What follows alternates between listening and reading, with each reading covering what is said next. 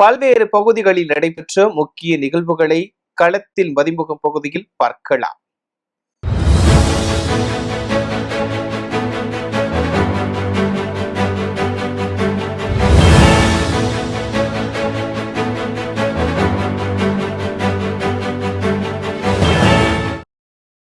திருப்பத்தூர் மாவட்டம் ஆம்பூர் நகராட்சிக்குட்பட்ட 19வது வார்டில் திடீரென குப்பைகளில் தீப்பற்றி குடோன்களில் உள்ள கட்டைகள், பொருட்கள் எரிந்தது. இதனால் அப்பகுதியில் புகை மண்டலமாக காட்சியளித்தது. தகவலறிந்து சென்ற தீயணைப்புத் துறையினர் சுமார் 1 மணி நேரமாக போராடி தீயை கட்டுக்குள் கொண்டு வந்தனர். இதனால் அப்பகுதியில் சிறிது நேரம் போக்குவரத்து நெரிசல் ஏற்பட்டது. புதுக்கோட்டை மாவட்டத்தில் பல்வேறு பகுதி விவசாய நிலங்களில் உள்ள காப்பர் கம்பிகளை திருடி விற்பனை செய்த 2வரை போலீசார் கைது செய்தனர். மேலும் அவர்களிடமிருந்த பல லட்சம் ரூபாய் மதிப்பிலான 600 கிலோ எடை கொண்ட காப்பர் கட்டிகளையும் பறிமுதல் செய்தனர். பெரம்பலூரில் உள்ள தனியார் கல்லூரியில் பொங்கல் விழா வெகு விமர்சையாக கொண்டாடப்பட்டது. இந்நிகழ்ச்சியில் விவசாயத்தின் மேன்மையை உணர்த்தும் வகையில் முத்து சோளத்தால் அலங்கரிக்கப்பட்ட செல்ஃபி பாயிண்ட் அனைவரையும் கவர்ந்தது. தொடர்ந்து மாணவர்கள் துறை வாரியாக குடில்களை அமைத்து பொங்கல் வைத்து வழிபாடு நடத்தினர்.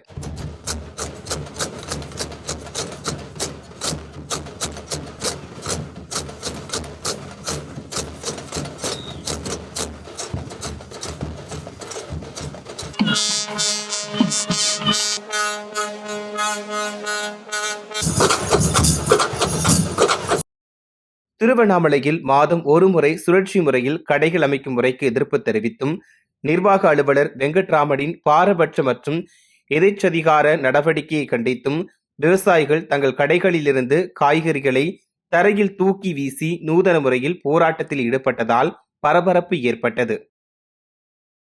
திருப்பூர் மாவட்டம் தாராபுரத்தில் 2019ஆம் ஆண்டு முதல் பயிற்சி பெற்ற செவிலியர் மாணவிகளுக்கு அரசு வேலை வழங்குவதை புறக்கணித்து வருவதாக கூறி 60க்கும் மேற்பட்ட மாணவிகள் பயிற்சி கல்லூரி முன்பு கோஷம் எழுப்பி ஆர்ப்பாட்டத்தில் ஈடுபட்டனர்.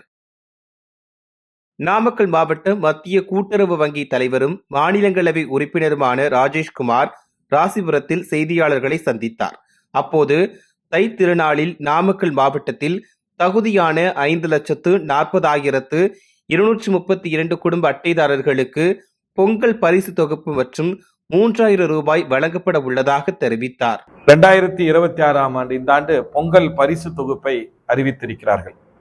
அந்த பொங்கல் பரிசு தொகுப்பின்படி ஒவ்வொரு அரிசி குடும்ப அட்டைதாரர்களுக்கும் பச்சரிசி 1 கிலோ, சர்க்கரை 1 கிலோ, கரும்பு 1, ரொக்க பணம் ரூபாய் 3000 இந்த பரிசு தொகுப்பு பொங்கல் பரிசு தொகுப்பு வழங்கப்பட இருக்கிறது. நமது நாமக்கல் மாவட்டத்தை பொறுத்தவரை பொங்கல் பரிசு தொகுப்பை மாண்புமிகு முதலமைச்சர் அவர்களுடைய ஆணைப்படி மாவட்டம் முழுவதும் தகுதியுள்ள குடும்ப அட்டைதாரர்களுக்கு இந்த பரிசு தொகுப்பு உரிய காலத்தில் சென்றடைய கூட்டுறவுத்துறை மாவட்ட ஆட்சித்தலைவர் அவர்களுடைய அறிவுரையின்படி சிறப்பாக அனைத்து ஏற்பாடுகளையும் செய்திருக்கிறார்கள். வேலூர் மாவட்டம் தொரப்பாடியில் உள்ள நியாய விலைக் கடையில் தமிழக அரசின் சார்பில் பொங்கல் தொகுப்பு வழங்கும் நிகழ்ச்சி நடைபெற்றது. இதில் வேலூர் சட்டமன்ற உறுப்பினர் கார்த்திகேயன் தலைமை தாங்கி பொங்கல் தொகுப்பை மக்களுக்கு வழங்கினார்.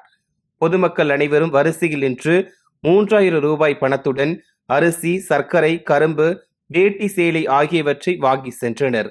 அதேபோல் மயிலாடுதுறை மாவட்டத்தில் 2,77,390 அரிசி குடும்ப அட்டைதாரர்களுக்கு 443 நியாய விலைக் கடைகள் மூலம் பொங்கல் பரிசு தொகுப்பு வழங்கும் நிகழ்ச்சி நடைபெற்றது. இதனைத் தொடர்ந்து திருப்பத்தூர் மாவட்டம் ஆம்பூர் அடுத்த கீழ்முருங்கை பகுதியில் தமிழக அரசின் பொங்கல் பரிசு தொகுப்பு வழங்கும் நிகழ்ச்சியை சட்டமன்ற உறுப்பினர் வில்வநாதன் தொடங்கி வைத்தார். திருப்பத்தூர் மாவட்டம் நாராயணபுரம் பகுதியில் அடிப்படை வசதிகள் செய்து தராததை கண்டித்து பொதுமக்கள் திடீரென சாலை மறியல் போராட்டத்தில் ஈடுபட்டனர். புதுச்சேரி அரசு காவல்துறை சார்பில் காவலர்கள் மற்றும் IRBN காவலர்களுக்கு பதவி உயர்வு மற்றும் சிறப்பு நிலை பதவிகள் வழங்கும் நிகழ்ச்சி நடைபெற்றது. இந்நிகழ்ச்சியில் சிறப்பு விருந்தினர்களாக கலந்து கொண்ட துணைநிலை ஆளுநர் கைலாஷ்நாதன், முதலமைச்சர் ரங்கசாமி ஆகியோர் காவலர்களுக்கு பதவி உயர்வுக்கான பட்டயம் அணிவித்து கௌரவித்தனர். இவ்விழாவில் சபாநாயகர் செல்வம், உள்துறை அமைச்சர் நமச்சிவாயம், DGP ஷாலினி சிங் மற்றும் காவல்துறை உயர் அதிகாரிகள் பலர் கலந்து கொண்டனர். திருவண்ணாமலை கலைஞர் கருணாநிதி அரசு கலைக்கல்லூரியில் தமிழ்நாடு அரசு கலைக்கல்லூரி கௌரவ விரிவுரையாளர்கள் கூட்டமைப்பு சார்பில் கவனஈர்ப்பு போராட்டம் நடைபெற்றது.